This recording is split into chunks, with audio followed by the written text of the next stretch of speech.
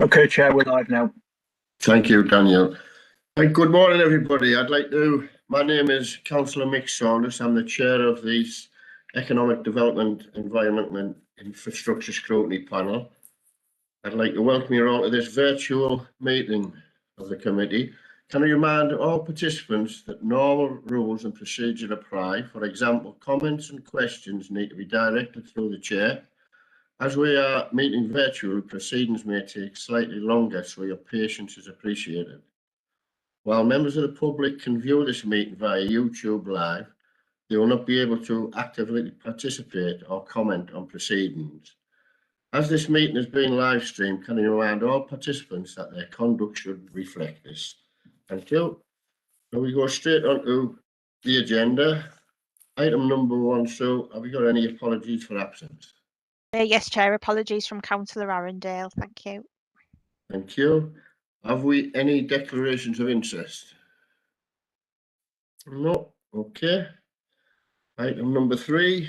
Can we agree that the meetings from the last meeting of the panel at the 23rd of February are true?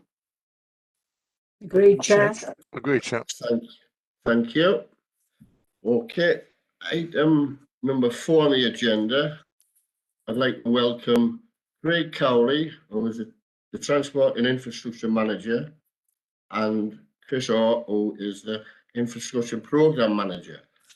Could I bring Craig in for the update on this Middlesbrough Local Implementation Plan? Yeah, thanks, Chair. Sue, were you doing the presentation, or is somebody loading? Yes, Craig. We're gonna share it on screen. Thanks. Just bear with us a minute.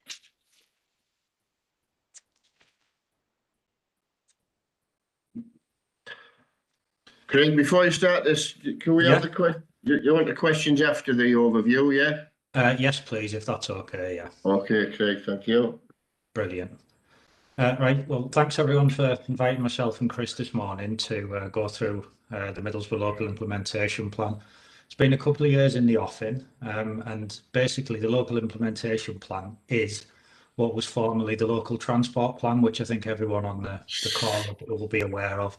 So it's basically how the council will implement its transport and infrastructure programme at a local level. So we are following on the back of the Combined Authority Strategic Transport Plan, which went out to consultation last year and has got formal approval. So all 5 local authorities and all national authorities as well will be following their various regions' strategic transport plan. So our LIP, as we're calling it for short, as an acronym, that will dovetail into basically the hierarchy and overview of the wider Combined Authority Strategic Transport Plan.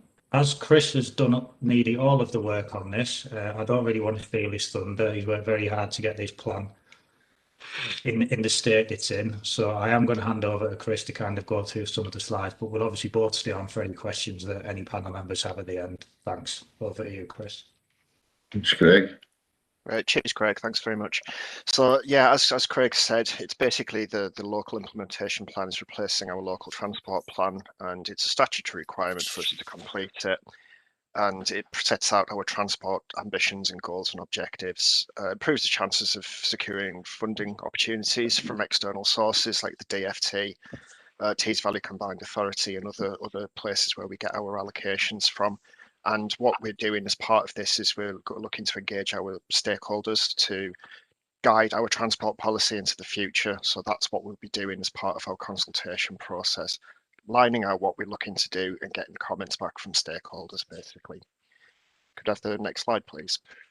Thanks. So as Craig mentioned previously, the strategic transport plan that Combined Authority have produced is basically an investment plan for a lot of different modes that are and how that actually helps to deliver the key outcomes for the region.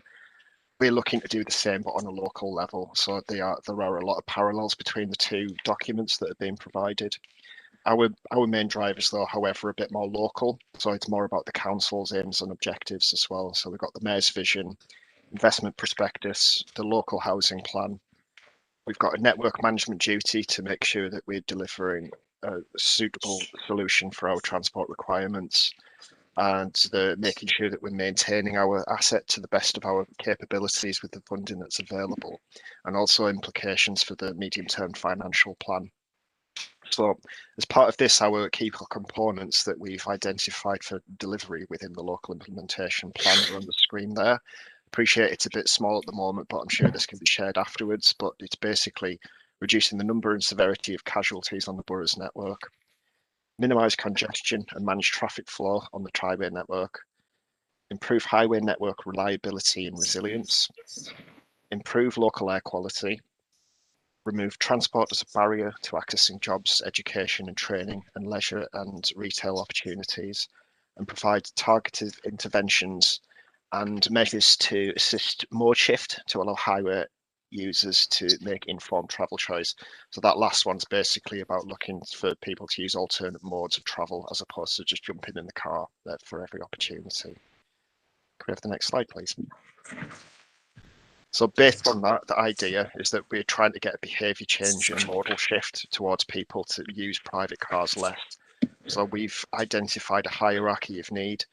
So that doesn't mean that we're saying that cars are bad, but what we're saying is that we look to try and make improvements for people to walk, to cycle, to use public transport. And then what we're trying to do is use the roads as best we can to make improvements for freight and goods, which will obviously help the local economy and help local businesses to succeed under the current circumstances and into the future as well.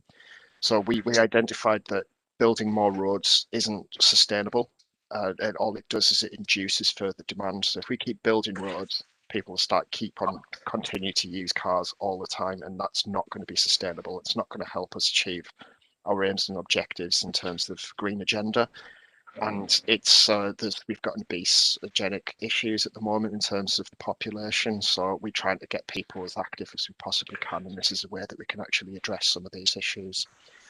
So again, this by having this hierarchy of needs, it meets our sustainability targets, helps our road safety targets as well, because the most vulnerable people are the pedestrians and cyclists on our network. They're more susceptible to be involved in road traffic accidents. So trying to help address those issues.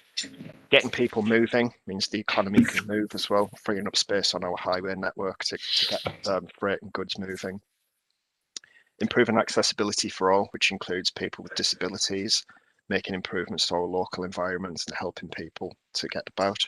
And again, like we said previously, is helping behavioural change so people think more about how they travel as opposed to just jumping in the cars. We get the next slide, please. So again, apologies, this is very small on the screen at this point, and I'm struggling to read it myself, but we can share it after this meeting as well. But this basically sets out our targets and objectives, which are, just have to bear with me 2 seconds while I open this up myself so I can read it.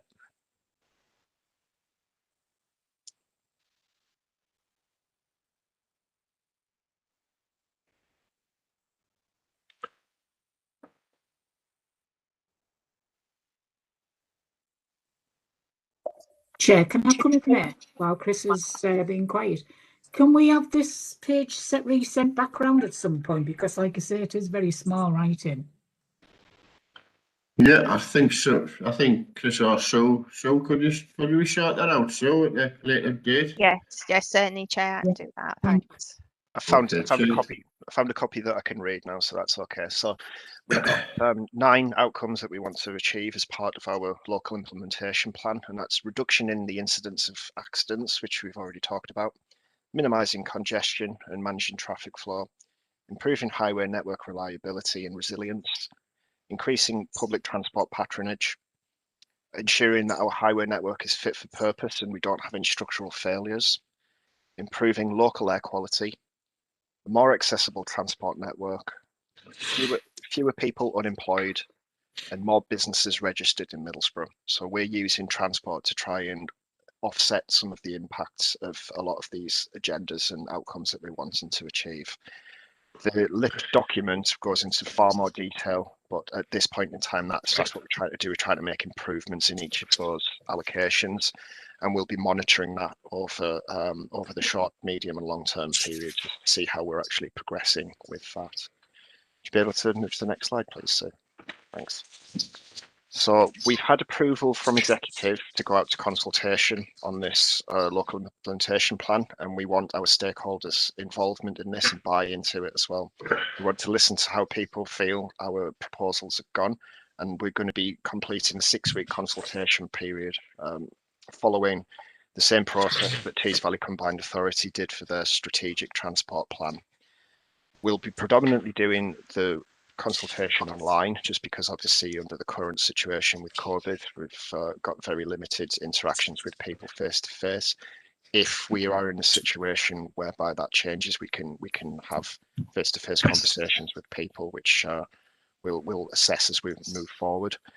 And it'll be predominantly online, like I say, via the council's website. We're in the process of getting the questionnaire developed at the moment using internal resources, and we'll be circulating this to all of our statutory consultees and via community councils and all of the other channels that we would normally engage people with. We'll be making physical copies available in public buildings, so the town hall, community centres, libraries, those kind of things, where people can actually see a physical copy of it. And we'll be making opportunities for people to write in to us or call us to have discussions where they can't access online facilities as well. And like I said previously, with potential host drop-in sessions, depending on the restrictions in place, so we might be able to, for example, drop into the Parkway Centre and have a day where people can come and talk to us about the proposals and take any information on from there. We get the next slide, please. Thank you. So basically, at the end of the 6-week proposals, we'll amalgamate all of the conversations and suggestions that we've had from it. We'll provide an analysis of it, and we'll present a report back to executive with recommendations. This will give people the opportunity to have their say as to how the shape of transport policy into the future, and we will obviously then publish the report final, depending on the outcome of executive and the consultation and the recommendations. And we will monitor the data continuously and annually. We can have reports annually or biannually or whatever's needed to fit with requirements, because the majority of the statistics that we're looking at are within the council's own remit. We've got access to those as well. So go over the last slide. So that's essentially a whistle-stop tour of the local implementation plan. So if you've got any questions, we're happy to answer. Thanks, Chris. I'll just get the screen up so I can see all councillors. Okay. I can see Councillor Branson and then Councillor Fairness. So I'll take Councillor Branson first, if that's okay. Thank you, Chair. Yeah, I've got a couple of issues. The first obvious one is bus services. We're well aware that there's been quite a significant drop in the number of bus services. That's in the strategic transport plan report. And that's been made worse with COVID, of course, and a lot of the public transport is supported by the government, I believe, at the moment.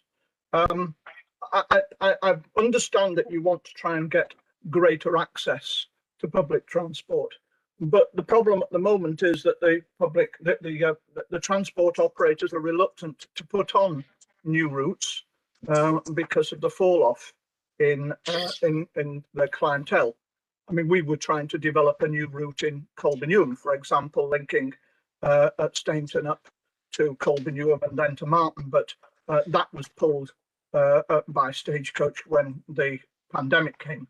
What I'm asking is, I gather that the government is putting forward £3 billion to improve bus usage, and I'd like to know, and it's a question I'm going to ask later at council, I'd like to know what the aim is of the council to actually apply for that money so that we can reverse the decline in the number of bus services.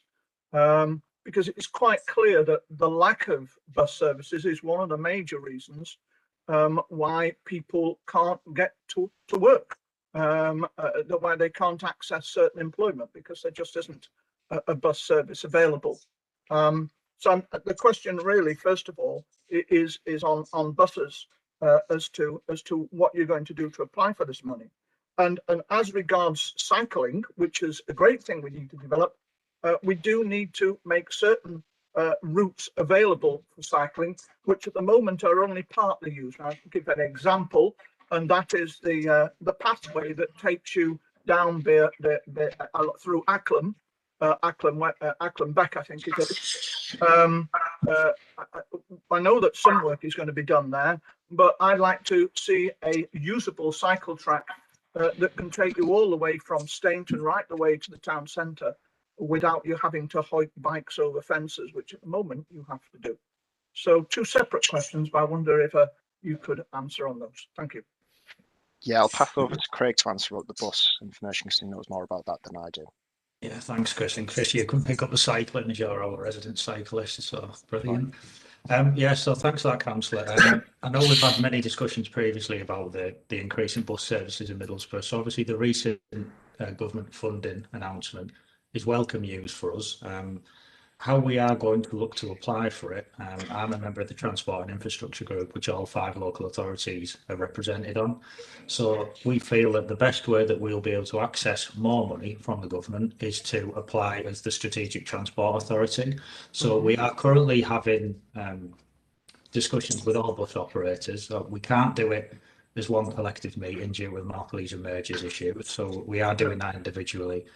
And then we are resurrecting. I know that yourself and Councillor Krill will be acutely aware of the quality bus partnership that we've got in Middlesbrough, and it needs refreshing. It's in dire need of a refresh, and I think all of us across the combined authority area agree that, including the operators. So what we are going to do is to resurrect that, hopefully get some new terms of reference, and hopefully, you know, sounds really bad, but to use the pandemic to our advantage. I think there's been a lot of instances in the past couple of years where we haven't really been able to kind of beat the bus operators with the stick that we might want to, in terms of where we can maybe shape routes to go and along certain corridors that we feel aren't as well served as they should be.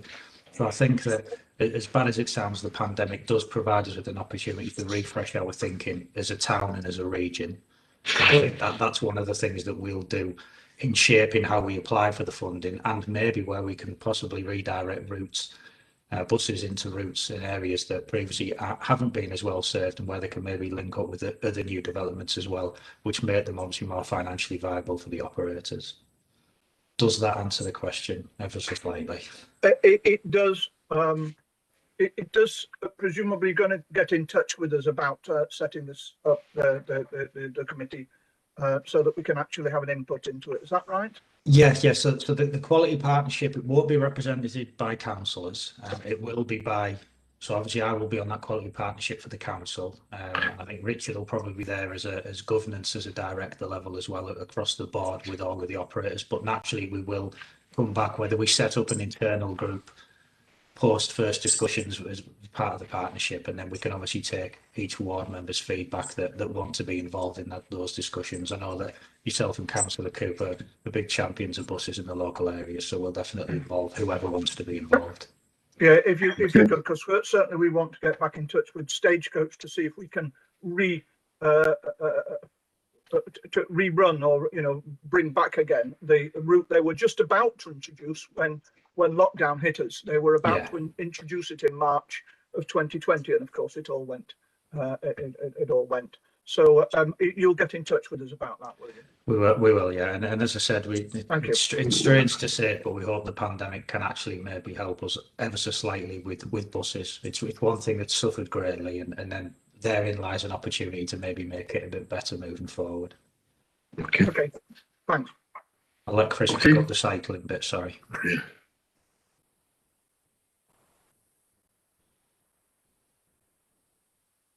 Yeah, Chris, are you coming in with a cycling? Yeah, sorry, my computer just froze there a second, so apologies for that. Yeah, in terms of the cycle route, obviously we've got a lot of investment planned for the next few years over cycle routes, and it's basically a case of we will put in whatever we can whenever we've got the funding to do so. And the route that runs along Bluebell Beck that you were talking about previously, I think we've had conversations about this in the past. It's actually it's a public right of way, so you can't cycle along that at this point in time. It's not saying that you can't do it in the future, but that has to go through a legal process using our public rights of way officer. And the people like the Ramblers Association need to be consulted to make sure that that can be accessible. But that is an option of what we can look at. And ultimately, it's like everything. We've got unlimited amount of demands and requests for where we want to put cycle infrastructure, but we only have so much resource. So we've got to try and plan as best as we possibly can to make sure that we're getting the best value for money of what we're actually providing. Thanks, Chris. Is that okay, David? Yeah. Yeah, I think we've discussed this route before, and yeah, it is something we need to look into, because at the end of the day, if you are going to try and encourage people to cycle in, you've got to provide safe routes. And really, that is a route which is regularly used by cyclists. There's no question about that.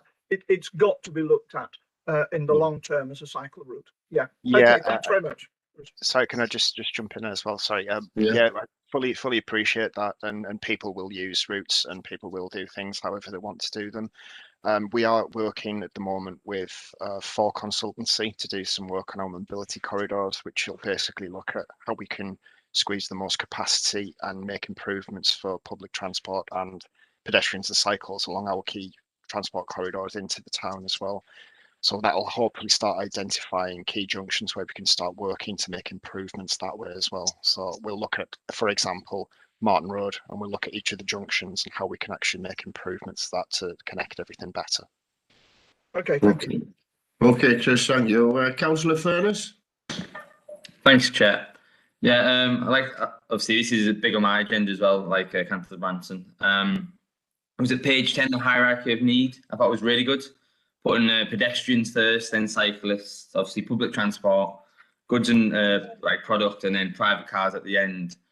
But I'd just like us to stick to it. I've noticed in some of the big infrastructure projects that obviously council we've done recently, like the throughobout on the A66, it does have good provision for people to get across now. Like before, people used to have to run across the road and manage the lights themselves. But now, yeah, that looks good.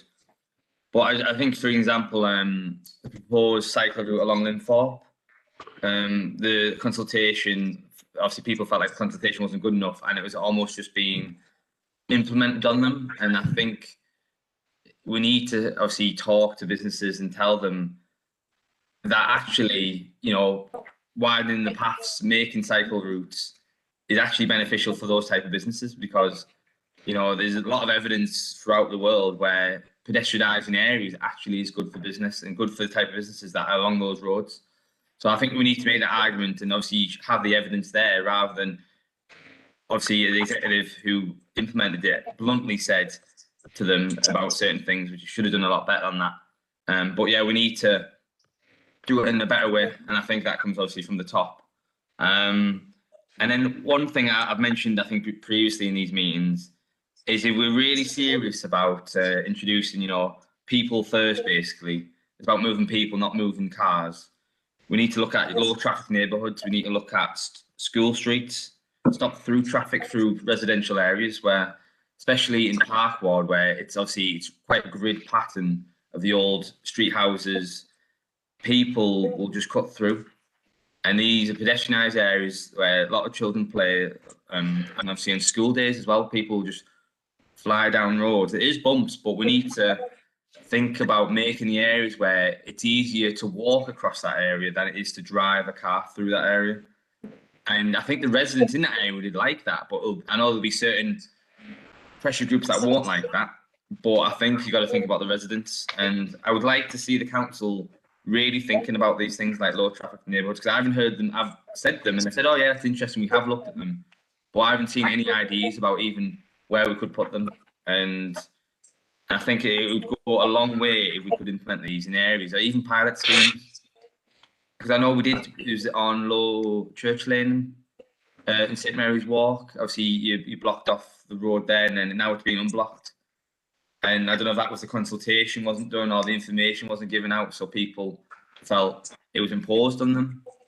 But it's just disheartening to me to see. I saw that and I thought, oh, that was great. That could be the start of this type of thing going on, and then suddenly it's gone.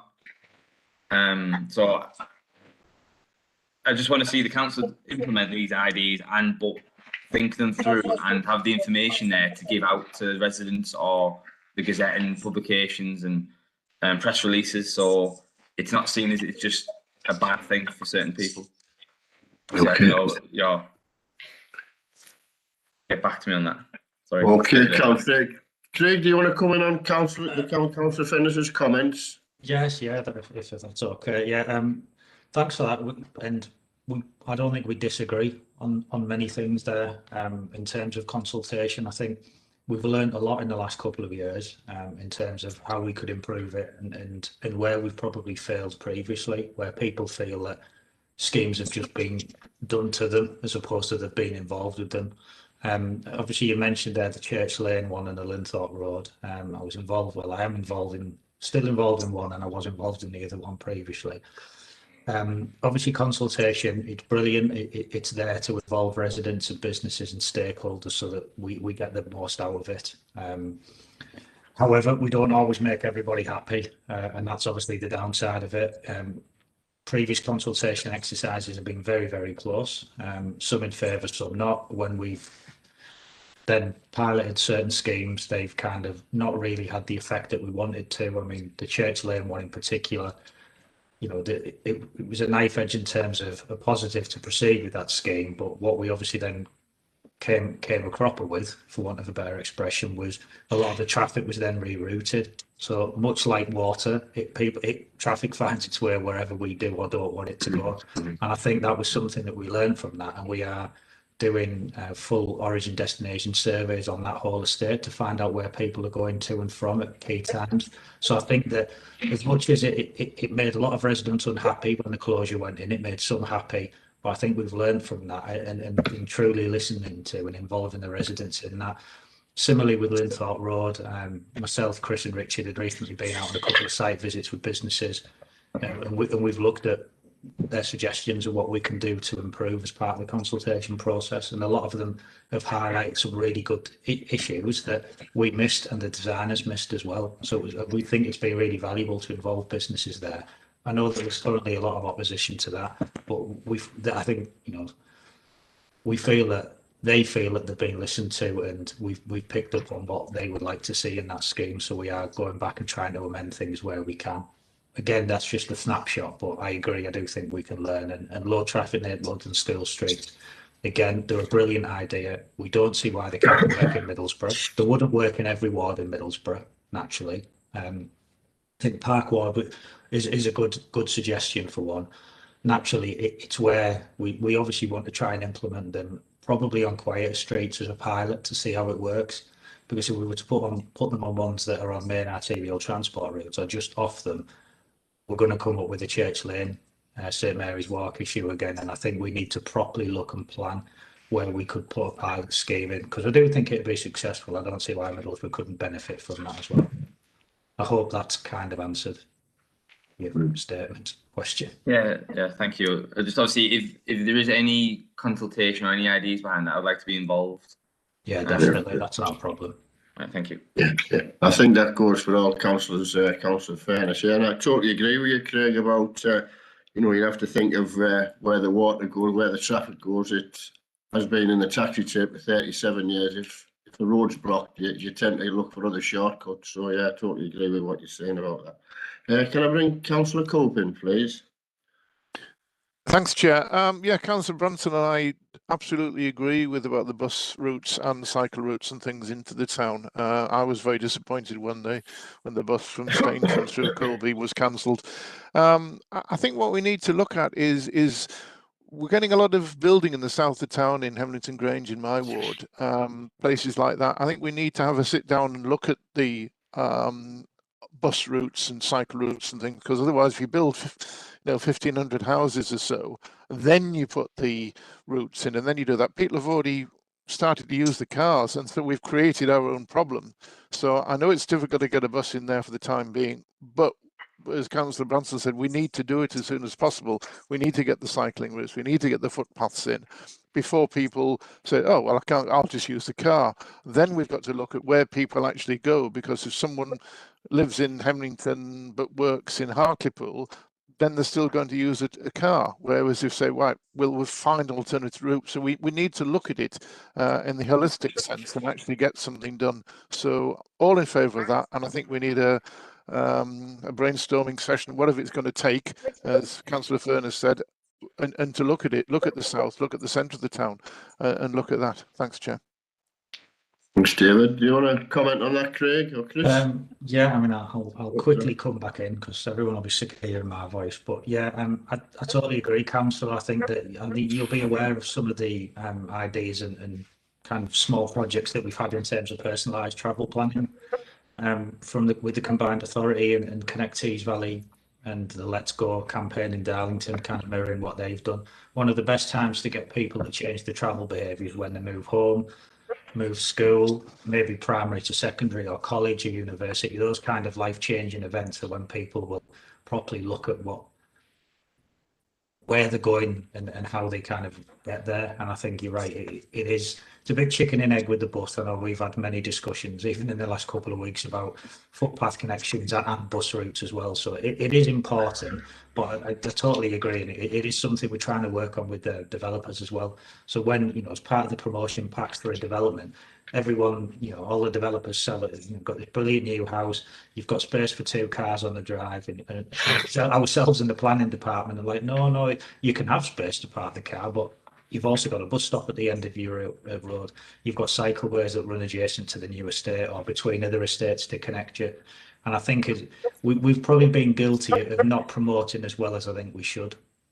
So that is something that we want to work on with the local implementation plan as well. Okay, Craig, thanks very much. I can't see no more hands up. Sue, yeah, up. Councillor Hubbard. Thanks, Chair. Yeah, I agree on some of the aspects that's been said today. Totally agree with Councillor Branson that we need a better bus service. I think the only way you're going to get that is by nationalising it. You're certainly not going to get it in its current format. If you look at Germany, they've got a fantastic bus service. The problem when you're trying to ask people to go on bicycles is we've got weather conditions, we've got 4 seasons in one day. A lot of people, when they're cycling to work, they have nowhere to change and all different aspects like that. Car is always king, and I'm just concerned if we don't improve our road network, what we're going to do is make everything more congested. And when you have cars sitting in traffic jams, all you do is create more pollution. Thanks, Chair. Thanks, Brian. Yeah, do you want to comment, Craig, on that comment, or? Yeah. I will, only insofar as we totally agree. Idling cars and things like that, it's bad for air quality, and it's just bad for the local area in terms of congestion. We need to keep people moving, and I think it's a lot of the incremental improvements that we want to make moving forward, we do believe will address some of the wider issues that we're suffering. Okay, Craig. Can I just add something to that, Chair, please? Yeah, of course you can, Tricia. Yeah. I was just going to say, obviously, the local implementation plan isn't saying that cars are bad, and we will still be making improvements for vehicles. It's just that hierarchy is hopefully trying to turn it the other way around, so we're making improvements for everybody. And just on your point about weather and things, completely appreciate that. But this cycling works in places like Amsterdam, Finland, Denmark, where they have horrendous winters basically as well. So that doesn't necessarily, it's a cultural change of behaviour and how people interact with things, potentially about where the issues lie with that. Thanks for clearing that up, Chris. Yeah, I'll let you come in, Councillor Branson, briefly. It is a very brief point. 2 important things. Need to connect buses and trains by transport hubs. We don't always do that in Middlesbrough. Also, in terms of cycling, need to make sure that trains can carry bikes, because often you will not be able to travel all the way by bike, but you can travel part of it by bike. But it's no good if the trains take off the facility for putting bikes on them. So we need to be aware of that, make sure that the rail companies comply. Thanks. Thanks, David. Thank you. Okay, well, I'd like to thank you very much for the very detailed overview of that LIP, Craig and Chris. And you're quite welcome to stay at the meeting, but I'd like to thank you very much for your time. Okay, thank you. Thanks. Cheers, thank you. Okay, can we go on to agenda item number 5 now? I'd like to welcome Sam Gilmore, who's the head of Economic Growth and Infrastructure, and also Louise Antill, who is, I believe, the Programme Manager Team Leader. Is that right? Yeah. Thanks, Chair. Okay, and they're here to give us an update of Middlesbrough Council's successful bids for High Street funds and town funds. So, do you want to come in, Sam? Thanks very much. So you're going to start the presentation for me? Thanks. Oh, thanks, Joe. And just before you start, Sam or Louise, questions after the update, yeah? I'm happy to take them as we go, Chair, whatever the preference is. Okay. I think sorry, Sam. I think it'd be better afterwards because yeah, that's fine. I can't see any hands going up. So, thanks very much. Thank you. Yeah, at your discretion, Chair, no problem. Yeah. Just to give a bit of background before we move on to the details. So this package of work or funding opportunities dates back to 2019, when the government of the time set out £3.6 billion for towns across the UK to upgrade towns to allow them to have a meaningful say, and as part of the national levelling up agenda that's been raised by national government, and as a consequence, 2 main funding programmes came to the fore, of which Middlesbrough was eligible to bid to both.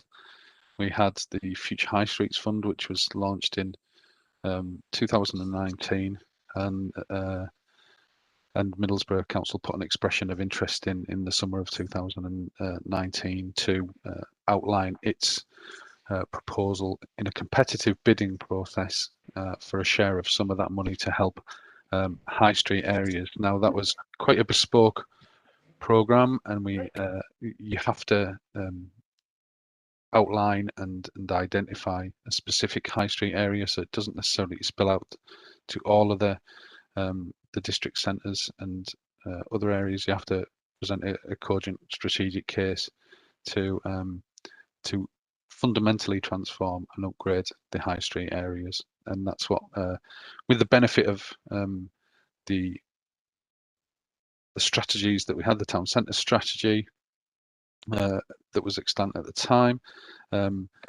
emerging political and strategic developments across the Tees Valley and the council itself, and cross-cutting themes both within the council and externally all form part of the rationale to how that bid was actually compiled. It was consistent with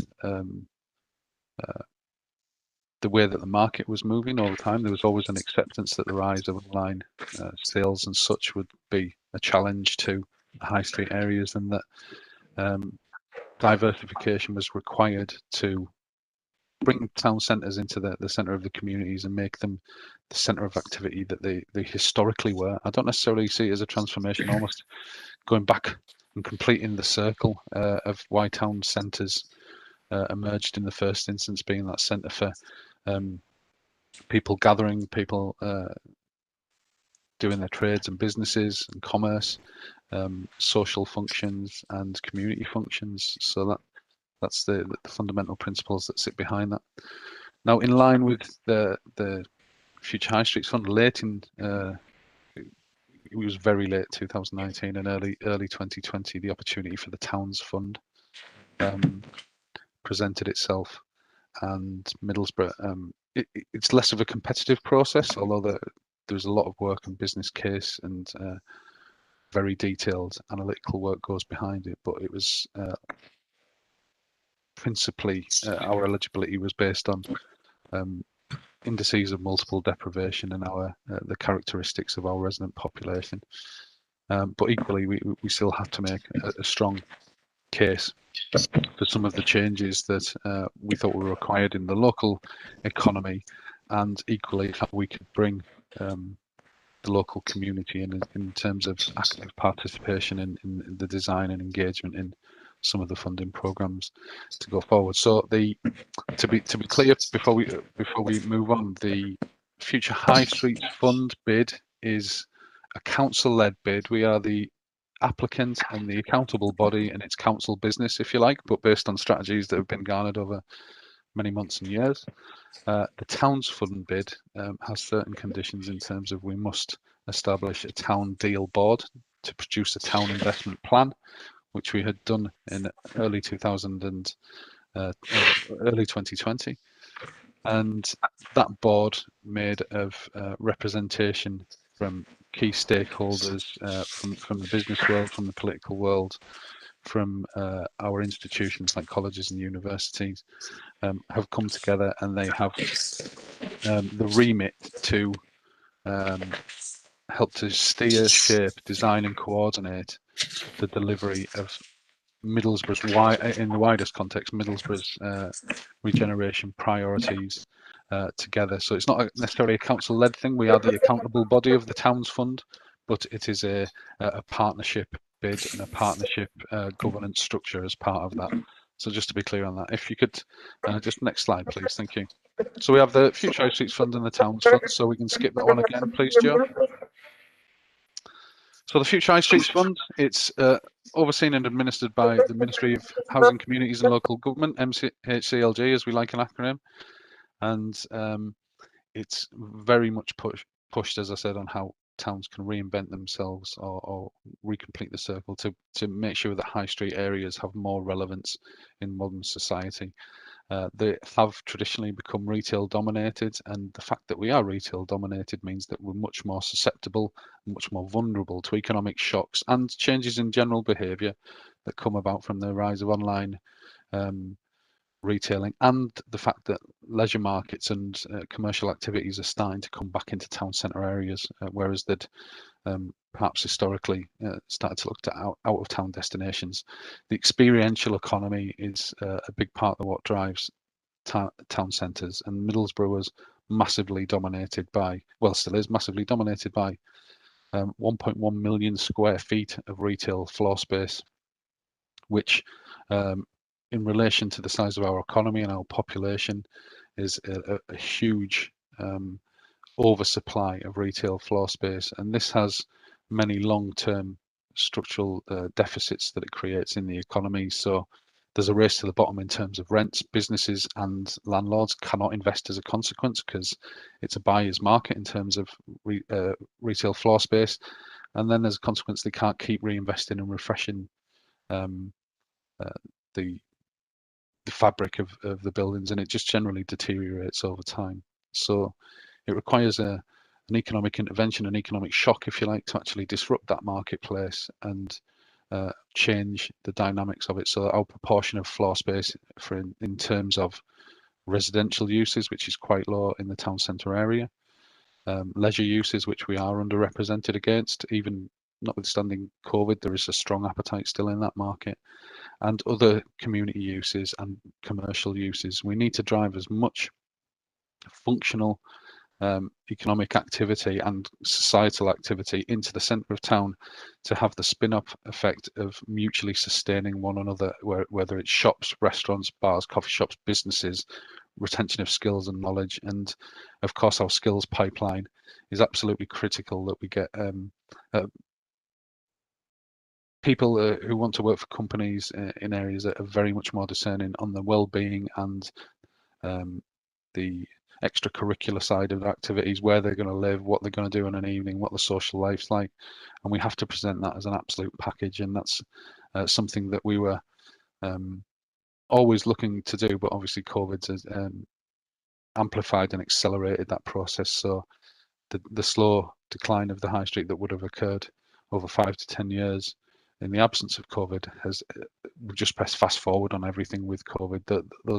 Where there was distress in the retail market, that's just accelerated and we need to respond more quickly. So the principles are absolutely sound, notwithstanding COVID. We have adapted some of the programme to reflect COVID, and the economic trends that will come at the back end, the demand that people, the pent up demand that people still have for leisure and urban living opportunities, and town centre working and living are still strong and are still fundamentally sound. So we submitted a bid, Middlesbrough Council submitted a bid for £20.5 million of Future High Streets Fund, and that was from a cohort of over 100 town centres nationally. And Middlesbrough were lucky enough to get through to the latter stages and are one of 70 town centres that have received funding to date, and we got 14.1 million, which is some areas did get the full ask, but to make the money stretch as far as possible, it appears that there was an arbitrary spread of the funding to approximately 70% for the vast majority of other town centres. But it was a competitive process. We know of lots of areas that didn't get it, so we're extremely pleased that we've got that money. And but we have had to redesign some elements of the programme to fit that funding envelope now. Once the final sign off of from MHCLG of that 14.1 million funding pot is fully signed off, we'll be taking it to executive for final approval and endorsement. But we anticipate delivery will be commencing early in the 2021-22 financial year. We've got the next slide, please, Joe. So very crude breakdown. There's some headline figures and some business case development that has to go on. Excuse me.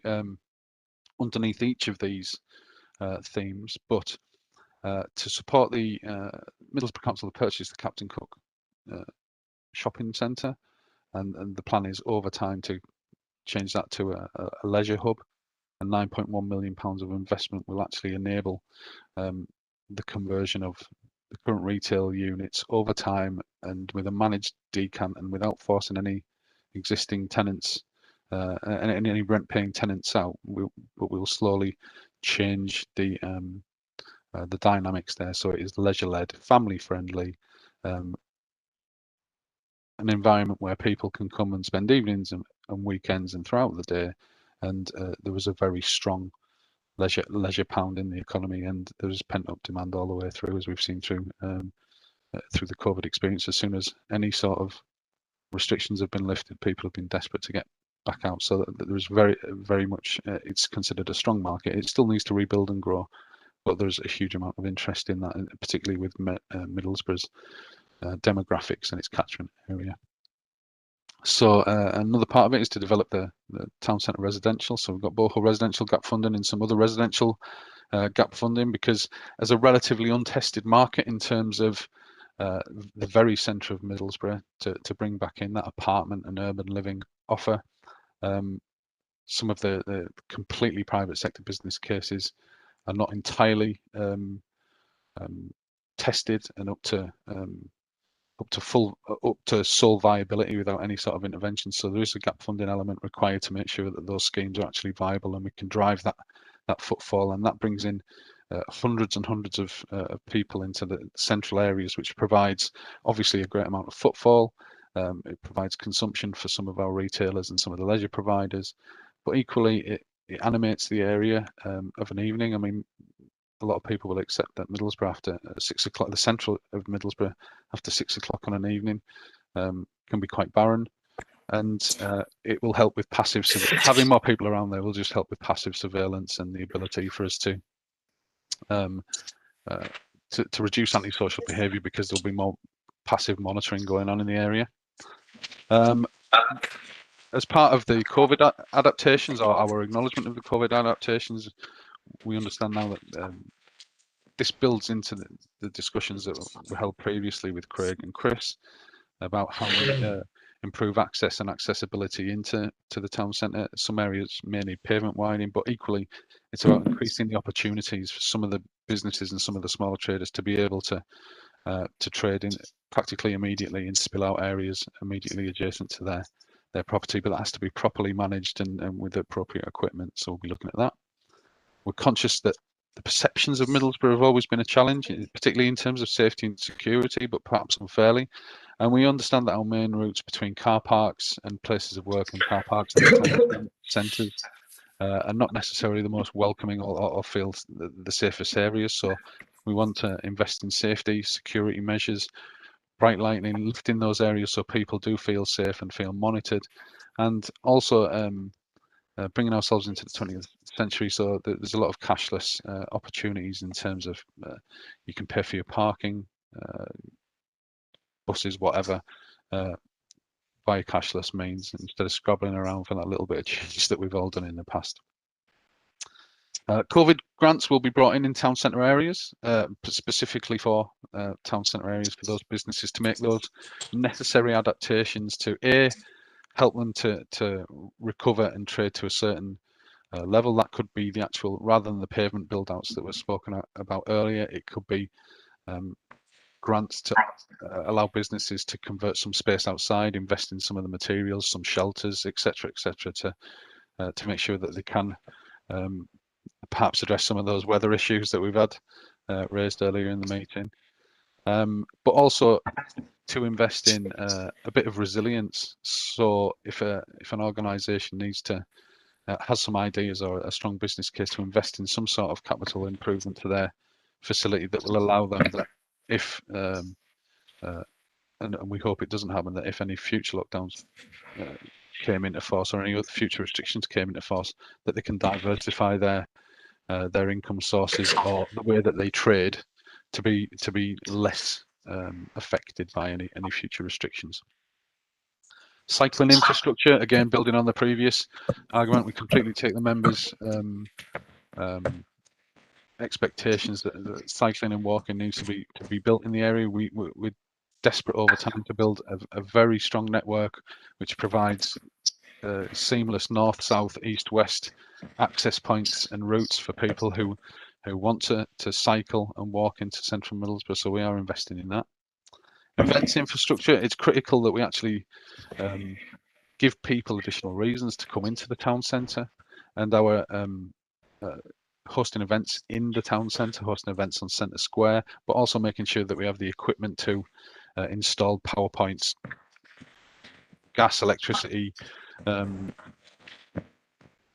systems, etc., to make sure that those third-party events can be held and that we have a secure events program going forward. Interactive cultural installations. Now, this has many different potential angles, but this could lean from anything from some public art that's gone on around the town to make a bit of a focal point, a bit of a conversation piece, and actually lift the fabric of the area, to also things like there's a concept called playable cities, where whether it's crossing points, installation things, people can actually engage and play. It's almost like playgrounds in town centres. People can engage with their surroundings and enjoy. Just give them additional reasons to come. So if you bring the kids for a day shopping or a bit of lunch, there's more things for families and things to do. And then centralizing cultural assets, and this applies. This is a funding stream, but it also applies to public services, third sector services, and things like health and care services. We need to bring as much activity into the centre of Middlesbrough, and and create that critical mass of activity that has that spin-off of supporting all of our sectors and just increases performance as we go. Next slide, please, Joe. So the Towns Fund, as distinct, it still comes through the Ministry of Housing, Communities and Local Government, although it is a partnership between the Department for Transport, the Department of Education, and others. We submitted the bid in under rapid circumstances by July last year. Mid-COVID, it was launched, essentially launched and progressed through COVID, and we submitted a bid in July last year for £25 million, which I'll come into the detail for. And whilst there were some rumours just before Christmas or early in the new year, we were lucky enough just to hit the final determination at the budget just gone the 3rd of March. So very welcome award of 21.9 million against the 25 million pounds bid. So we're extremely pleased with that. To put it in context, that's 35 million pounds brought into Middlesbrough just since the new year through bidding processes. So I'm extremely proud of the team, the service and the department for pulling that together, because it's a huge cash injection. But of course we need to, the board, the Towndale board, needs to trim off 3.1 million from the overall programme and make some decisions on whether the priorities need to shift. So I'll just caveat with how the programme's set out in the following slides by the fact that it is subject to some of the change, and there's a meeting with the Towndale board this Friday to initiate that conversation of how we're the next steps on how we're actually going to trim, adapt or modify the programme to do that. Then the process isn't over by any means. That's just the start of it in many ways. The Towndale board will then receive broken down business cases and individual projects. They have to submit each an individual business case for local assurance by the Towndale board over the next 12 months. So we'll have some projects that are very well developed, so that'll be in the first tranche of 0 to 3 months, and we'll take them for sign off to the board. Equally, 3 to 6 months where some projects need a little bit more development time, and then a period at the end of the year where we're mopping up some of the more complex or detailed projects. And then we will be taking a report to executive in May, where the endorsement of the town's fund programme as set out by the Towndale board will be considered, and then we'll commence with the delivery of that from there. It's a 3 to 4 year programme, but most of the activity as currently scheduled is outlined between the first 3 years up to mid to late 2023. Next slide, please. So a breakdown. The town's fund ask as originally submitted. This is page 1 of 2, but it includes headline schemes and developments, and again these are subject to change, subject to which areas the Towndale board want to take reduce the financial ask. So there's conversions into residential units, the potential for developing dockside residential schemes with help from the private sector, Wood Street residential and commercial gap funding, where we can reanimate those spaces again. A lot of housing in the early stages of this. Shepperton Way, that's next to the football club. There's an area there that has been identified for some apartment living. Of course, building on the Boho scheme, Boho X, and this is residential, but in support of the Boho campus and the commercial estate that we're building there. There's some more funding looking to that. Of course, building next phases of Centre Square and how we can build on the current momentum that we've enjoyed by good letting rates at Centre Square, and whether that can gap fund any commercial or residential opportunities there. A contribution towards, I've got to say it's not the full funding, but contribution towards the Southland Centre and Nunthorpe Community Centres. That's split approximately 500,000 for the Southland Centre and $750,000 for the Nunthorpe Community Centres, with other funding being aligned to it. There's large plans in the offing with Middlesbrough College, looking to expand its presence and its estate with additional services, a new digital school, and bringing on more of the T-level provision. That's a new part of their business case. But there's in discussions with the college, there's a massive bubble of young people in their catchment age range from sort of 12 upwards, and in the next 10 years there's predicted to be a huge spike of college age students that can be attracted to and retained within Middlesbrough. And of course, the more students we retain at that age that go on to develop their own businesses, work in Middlesbrough or go to university in Middlesbrough, and then we retain that talent locally, it's a huge part of what we need to achieve. Then there's restoration of the Old Town Hall and the Captain Cup pubs. Heritage has been a key part of what was identified in consultations that we have had, or certainly the cultural elements of what we're looked at. Next page, please, Joe. Ward-based initiatives. This will be of keen interest to members. We're conscious that we wanted the community. We've been told by the community that it's a really good practice to have involvement in participatory budgeting and to deliver directly on local priorities. So we'll be looking at what can be delivered, determined, designed at that very granular ward level, and that would be the exact mechanism isn't established yet, but whether it's community councils or councillors themselves look to bring schemes to the table as an expansion of say the member small scheme allowance, but to make sure that a community-led schemes and initiatives have some financial support. Some gap funding for potential residential site next to the current community in a cube residential area in Middlehaven. Town hall and library adaptations, how again building on that narrative of how we bring our public services and community engagement and condense them into town centre areas as well. Or campus infrastructure, obviously there's an entire campus, and it's how we integrate those areas. It's okay building the buildings in terms of commercial space and the residential space, but it's how these areas relate with each other and how it can become a campus, but also a residential area, and have some of the amenity value that goes with that.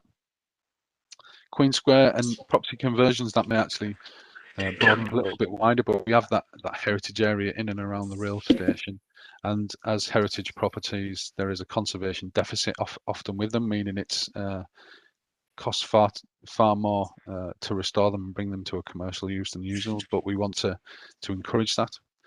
There's Boho Bright Ideas, some low density residential work that's going on in the Middlehaven and Boho areas there.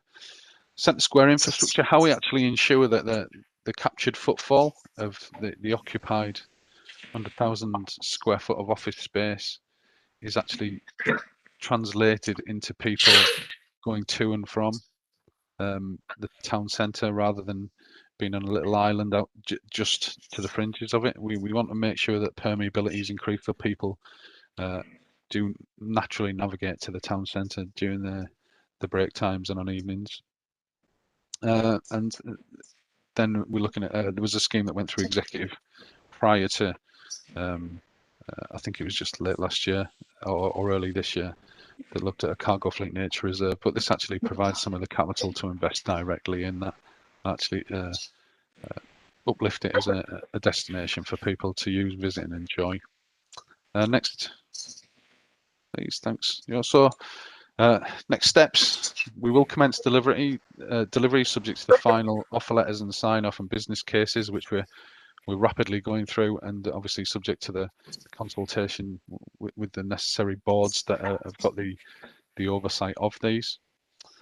Both programmes, Future High Streets Fund will be overseen by the Towndale board, although the Future High Streets Fund doesn't have any technical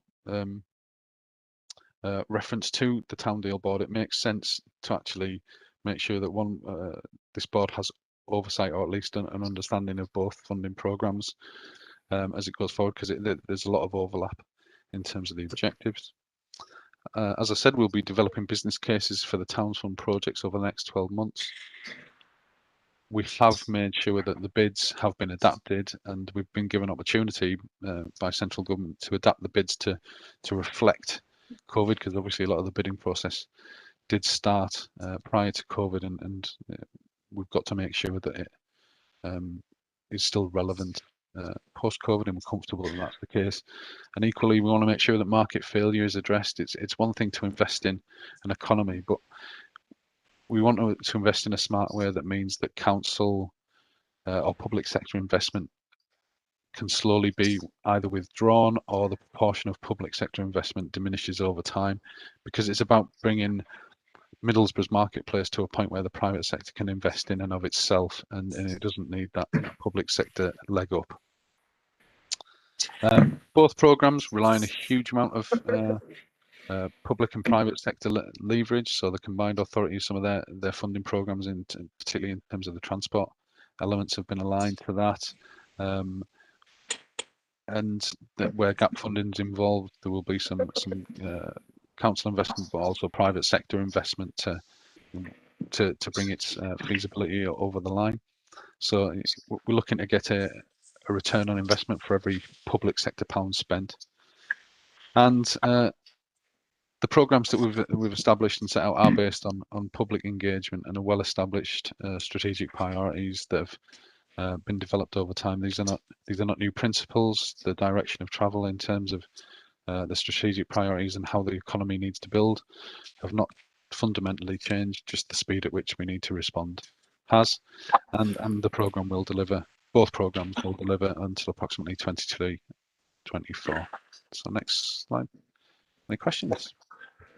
Okay, just wait 2 seconds, councillor, as well. That's it. Okay, there's a couple of hands up, so I'd like to take Councillor Coop first. Thank you. Thanks. It's very good presentation. I think, well, personally, I think this was the at the town hall, and of course Captain Cook pub is something that I and other councils have been pushing for some time, so then it's excellent news. Interesting about the use of the town's fund for community use. That's one thing obviously that will benefit all the communities in the town, so that's something we need to address very shortly. But it does look very good, and I think congratulations should be put to the council for achieving such a bid. Thanks, Chair. Totally agree, David. Yeah, thank you. Do you want to respond to that, Sam or Louise? No, I just appreciate the sentiment there, and yeah, it's there was a very strong push. Whilst both funds are technically economic growth and regeneration initiatives, there's been a very strong message from government and from government departments that community engagement involvement is a critical part of it. It's not been very easy to develop that in terms of the timing of the Towns Fund and COVID, but it's an ongoing process. It's not just to get the bid through the door. We need to build on this and build on its iterations as we go forward. Thanks, Sam. Okay, Councillor Story. Thanks, Chair. Yeah, just a couple of things on the Towns Fund. The first thing is, and I speak as a town centre councillor, almost all of the funding is focused on the town centre, other than the Southlands and Nunthorpe funding. There's only £1 million set aside from the whole fund for other ward priorities or priorities in other areas. What input have members had, or have members been asked for their input in terms of where the funding might want to go? And do we not need to kind of rebalance that a little bit and perhaps ask members what the priorities outside of the centre of town are? Because Middlesbrough town isn't just the centre; it's the whole of the area. £1 million seems quite a small amount of money just to put aside for ward-based priorities, and perhaps members might have their own strategic imperatives in their areas that they might like to see this funding put towards, but it all seems to be going into the centre. And the second thing I wanted to mention on the Towns Fund is just that the gap funding that's been set aside for Dockside, Shepherdson Way, Wood Street, is that speculative gap funding that's set aside as and when developers come forward? Because at this stage, I mean, unless I'm not aware of it, I wasn't aware that there were developers ready to build there.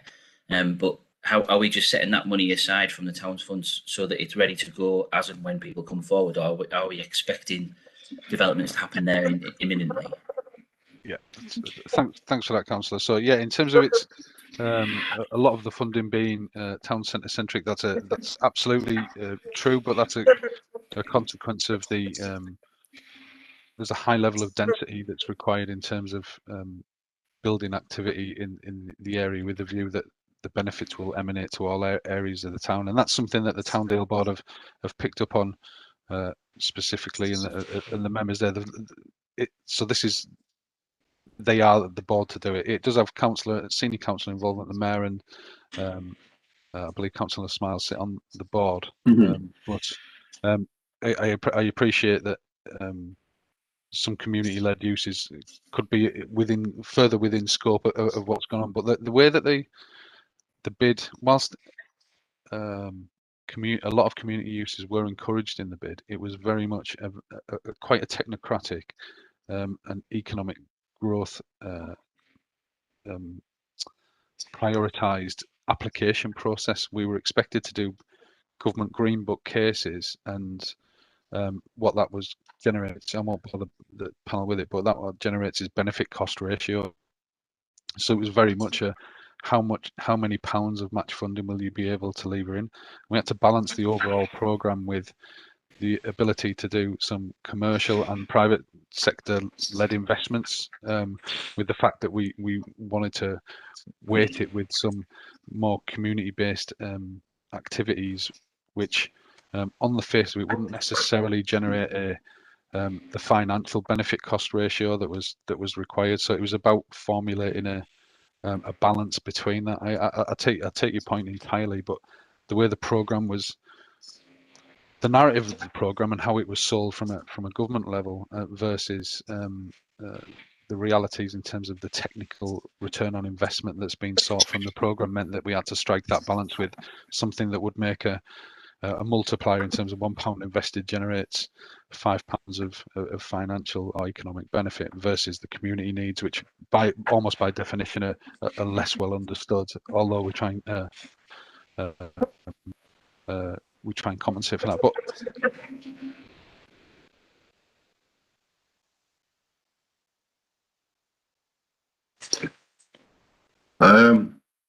because you can't think we've lost Sam there, Matt, I think.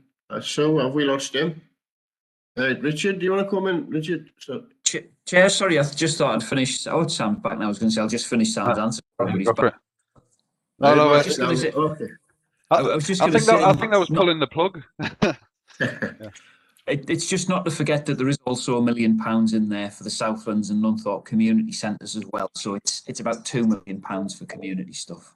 Yeah, and of course we're and just to add to that as well, Richard, the heritage requirements. I mean, in terms of the business case, the Captain Cook pub and the Old Town Hall are not the most commercial ventures, but are of course of huge community significance to the people of Middlesbrough. So it has been sort of sensitively balanced, but I take your point completely. In terms of the Docksides site and some of the development sites that were raised, yes, there is an element of speculative development in there. In terms of gap funding, it's not as if we can walk up to a developer and say, here's £1 million, take that site forward.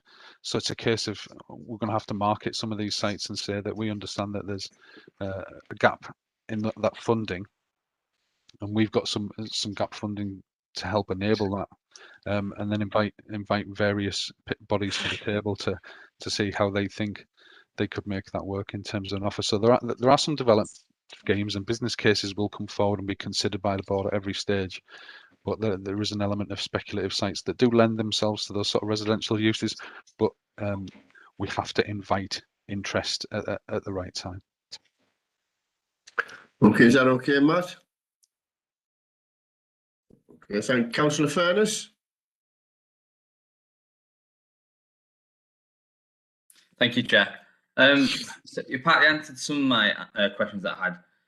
You obviously talked about the town deal board, and you said the mayor and Mika Smiles on. Who else is on it?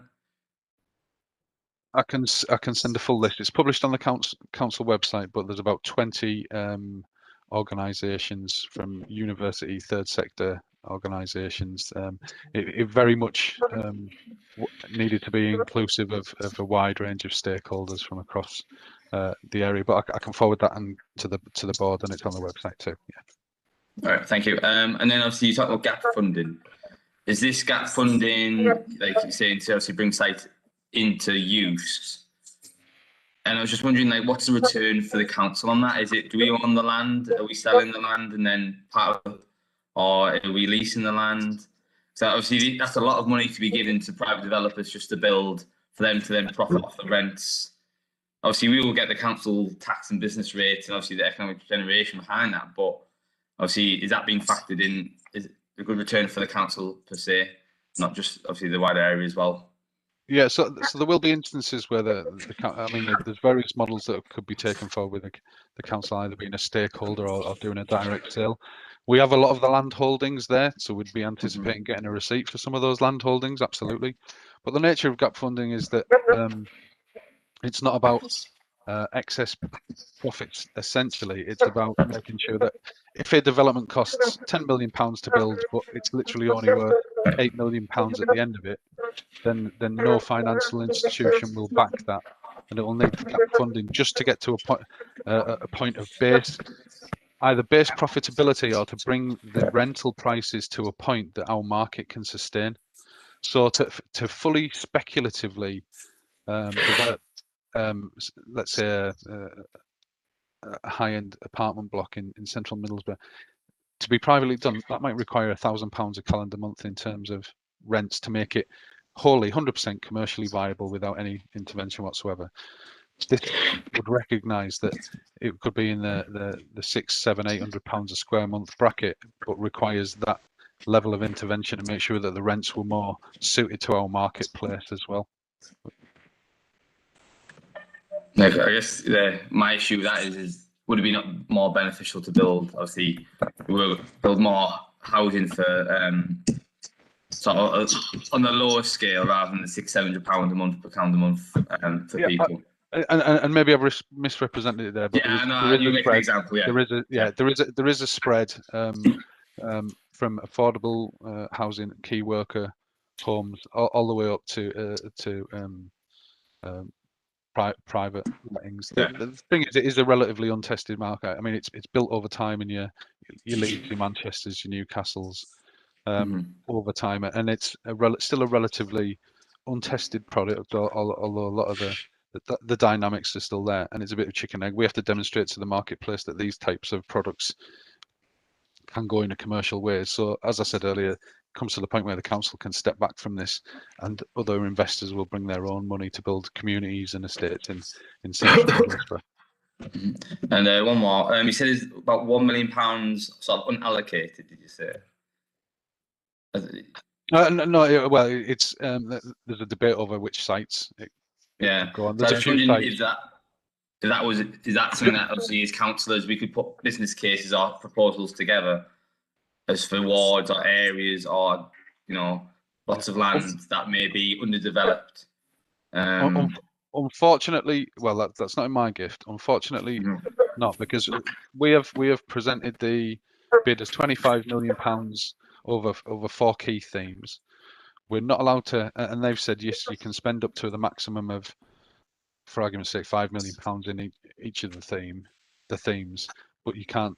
There's no or very little opportunity to change the fundamentals of the submission. So where that unallocated site money of £1 million was, I'd anticipate that would be one of the first items as an unallocated one to potentially get cut when the board come to review it.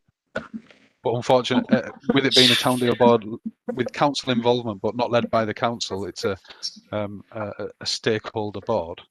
I don't think that opportunity is there. Okay, thank you. Yes, thanks, councillor. Can't see no. Yep, councillor Branson. Yep. Thank you, Chair.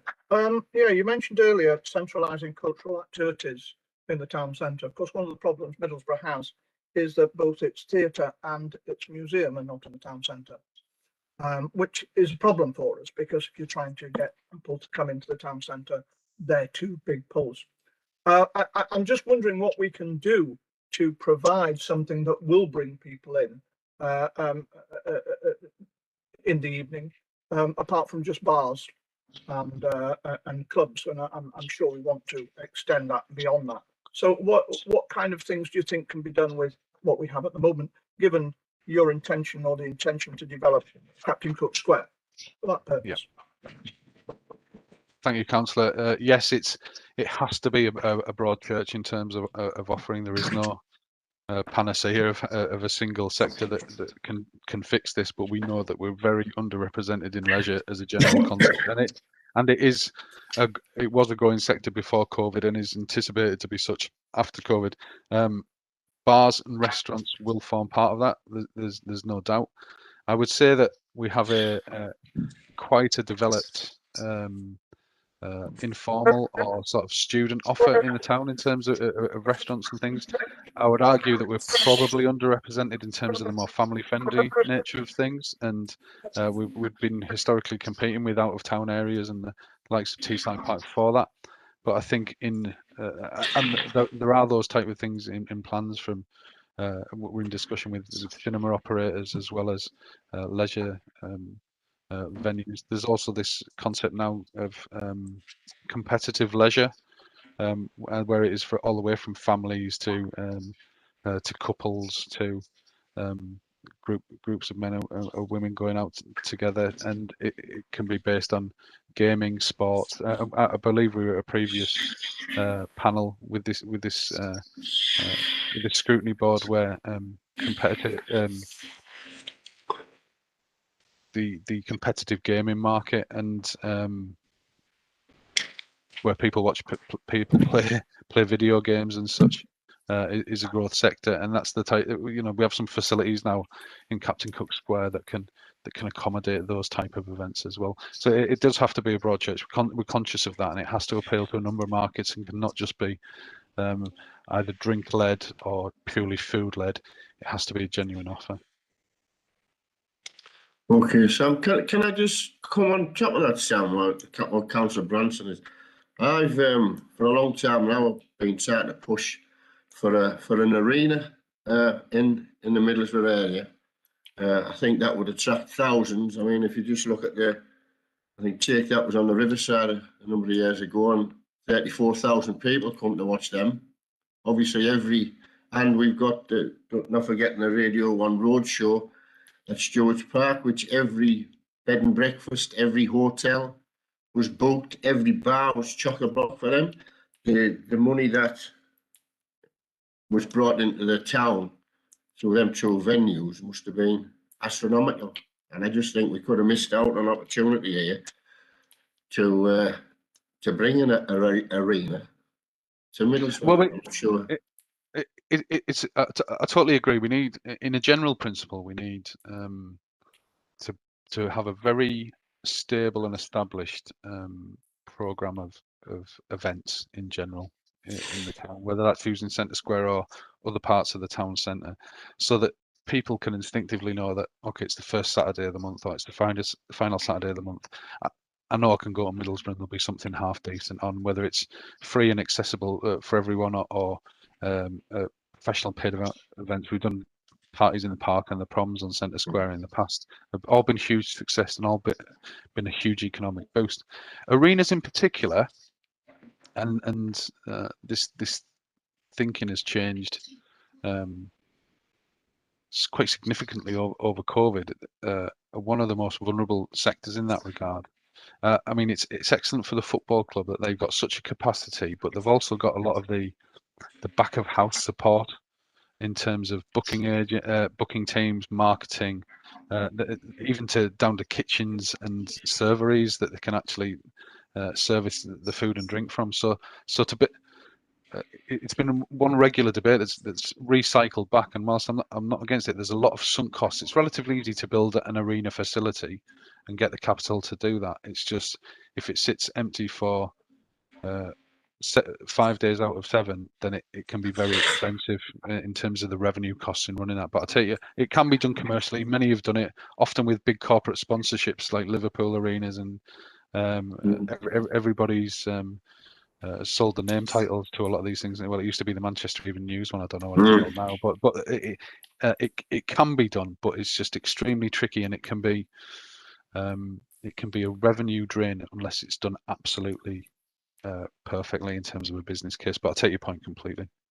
Thanks, Sam. Yeah, Councillor Hubbard, bring you in.